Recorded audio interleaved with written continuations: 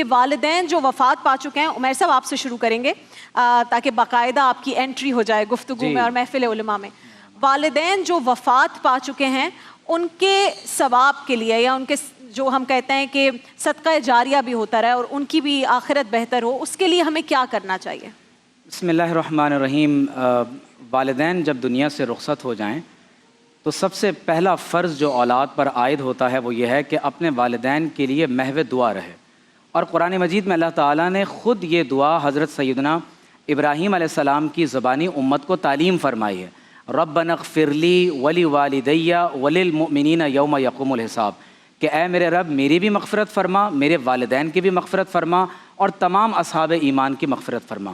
آپ دیکھیے کہ آپ صلی اللہ علیہ وسلم خود یہ بات ارشاد فرماتے ہیں کہ جب کسی انسان کا انتقال ہو جاتا ہے تو اس کے اعمال منقطع ہو جاتے ہیں، کیونکہ اب دنیا کے ساتھ راستہ منقطع ہو رہا ہے اور آخرت کے ساتھ انسان کا تعلق جڑ جاتا ہے.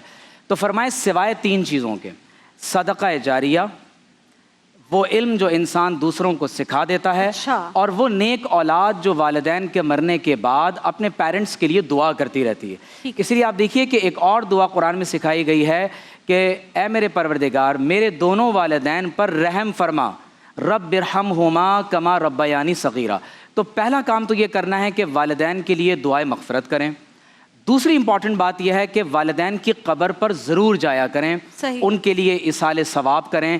وہاں بالخصوص آپ سورہ بقرہ کی آخری جو آیات مقدسہ ہیں، آمن الرسول سے آخری رکوع تک، ان آیات کی تلاوت کریں. سورۃ البقرہ کا پہلا رکوع پڑھیں، سورۃ الملک کی تلاوت کریں. اور سب سے اہم بات یہ کہ جب حضرت سعد رضی اللہ تعالی عنہ کی والدہ کا اچانک انتقال ہو گیا تو وہ آپ علیہ الصلوۃ والسلام کی بارگاہ میں حاضر ہوئے کہ یا رسول اللہ صلی اللہ علیہ وسلم میری والدہ کا اچانک وصال ہو گیا ہے، مجھے لگتا ہے کہ اگر انہیں کچھ وصیت کرنے کا موقع ملتا تو مجھے صدقہ کرنے کا حکم دے دیتی، تو یا رسول اللہ میں کیا کروں؟ تو حضور نے فرمایا کہ ان کے لیے صدقہ کریں، انہیں اس کا ثواب پہنچے گا. تو آپ نے باقاعدہ ایک کنواں کھدوایا اور وہاں یہ لکھوا دیا کہ یہ کنواں حضرت سعد کی والدہ ماجدہ کے نام ہے. تو اپنی زندگی میں اپنی اولاد کی ایسی تربیت ہمیں ضرور کرنی چاہیے کہ جس کے نتیجے میں مرنے کے بعد بھی اولاد ہمارے لیے دعا کرتی رہے. جس دور سے ہم گزر رہے ہیں دانش بھائی اور راویہ بہن، یہ اس قدر جدید ٹیکنالوجیکل ریولوشن کا دور ہے کہ دنیا مٹیریلزم سے اب ورچوئلزم کا سفر طے کر چکی ہے، اور لوگ اس قدر اے آئی ایتھکس کا یعنی ایک غلط ڈائریکشن میں لوگ چلے گئے ہیں. ہمیں ڈیجیٹل ایتھکس کی تربیت دینے کی ضرورت ہے.